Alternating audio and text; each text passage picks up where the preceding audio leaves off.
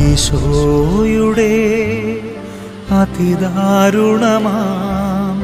പീഡാസഹനങ്ങളെ ഓർത്തെന്നും പിതാവേ ഞങ്ങളുടെ മേൽ ലോകം മുഴുവന്റെ മേൽ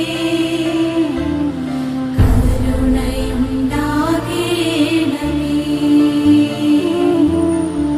ഈശോയുടെ അതിദാരുണമാം പീഡാസഹനങ്ങളെ ഓർത്തെന്നും